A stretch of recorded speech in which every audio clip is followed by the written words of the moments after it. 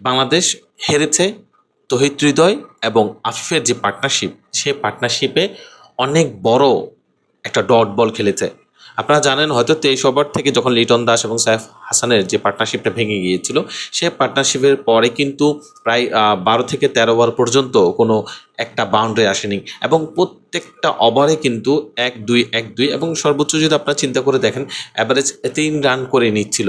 কিন্তু 50 ওভারের খেলায় যেহেতু স্লো পিচ, বল টার্ন করছে এবং বল কিন্তু থেমে থেমে আসছে। আপনারা কি দেখেছেন কিন্তু প্রত্যেকটা বল থেমে থেমে আসছে এবং খুব টার্ন হচ্ছে।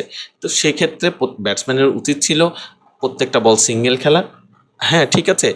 আফিফ যখন 7-8 রান করে তখন অলমোস্ট 30 বল খেলে ফেলেছিল।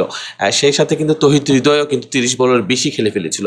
তার চেয়ে বড় কথা হচ্ছে তারা যে এতক্ষণ 10 ওভার পর্যন্ত ক্রিজে থাকা এবং লম্বা সময় ধরে ব্যাটিং করা, এই জিনিসটা কিন্তু তাদেরকে কিন্তু এই পিচ সম্পর্কে আইডিয়াটা দিয়ে দিয়েছিল। কিন্তু তারপরে তারা ভালো রান করতে পারে নাই। তবে বাংলাদেশের এই জিনিসটা এখনো পর্যন্ত সলভ হয় নাই, যেখানে বাংলাদেশ শুধুমাত্র ডট বলের কারণে হেরে যায়। আজকে নিউজিল্যান্ডের সাথে আপনি যদি দেখেন 133 বলে 107-8 রানের মতো দরকার ছিল। কিন্তু শেষে এসে দেখেন বল এবং রানের সাথে 20 রানের ডিফারেন্স হয়ে গেছে। খুব বেশি ভালো বল করেছে তা কিন্তু না, বলে টার্ন ছিল, বল থেমে থেমে আসছিল। পিচ কিন্তু বোঝাই যাচ্ছিল বল থেমে আসছে। তো ব্যাটসম্যানদের একটু অপেক্ষা করে খেলা উচিত ছিল এবং আফিফের ব্যাটিংটা দেখে খুব লজ্জা লাগছিল যে ন্যাশনাল টিমের প্লেয়াররা এভাবে ব্যাটিং করে এবং মিরাজ এসে যেভাবে ব্যাটিং করছিলেন সেটা দেখে তো আরও বেশি অবাক হলাম যে একজন ন্যাশনাল টিমের প্লেয়ার, একজন সিনিয়র প্লেয়ার, এরা এভাবে ব্যাটিং করে।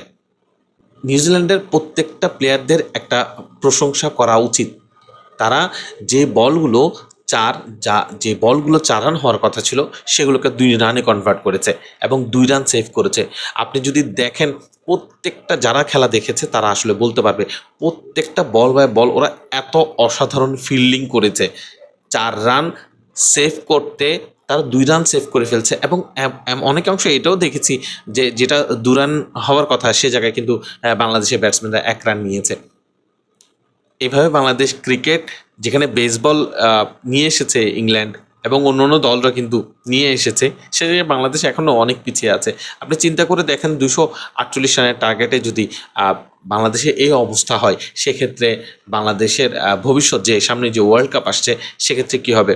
তার চেয়ে বড় কথা হচ্ছে নিউজিল্যান্ডের যে প্লেয়ারগুলো আছে সেই প্লেয়ারগুলো কিন্তু এখনও সবাই নতুন। এর মধ্যে কিন্তু তাদের কোচ বলেছিল তাদের কিন্তু পাইপলাইনে 54 জন ক্রিকেটার রয়েছে, সে কারণে কিন্তু তারা এই দলটাকে বাজিয়ে দেখতে চায় এবং এই দলটাকে বাজিয়ে দেখার জন্য কিন্তু বাংলাদেশে এসছেন এবং বাংলাদেশে যে এইভাবে বলিং ব্যাটিং করছেন দেখেই মনে হচ্ছে না এরা নতুন team. Tom Latham and Jimmy Neesham ছাড়া খুব খুব চেনা 4 থেকে 5 জনের বেশি কিন্তু আর নেই, আর সব কিন্তু ইয়াংস্টার।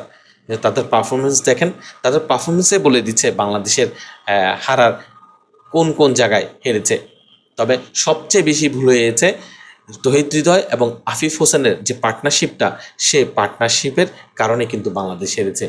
অনেক বেশি ডট বল খেলে ফেলেছিল, অনেক বেশি, যে কারণে বাংলাদেশ হেরে গেছে। এই পার্টটাতে যদি রান রেট ঠিক রাখতো তাহলে পরের ব্যাটসম্যান মিরাজ এবং রিশাদ হোসেনের একটু হালকা হতো। তবে তাদের যে পার্টনারশিপটা, সেই পার্টনারশিপের কারণে কিন্তু বাংলাদেশের আজকে এত বড় হার।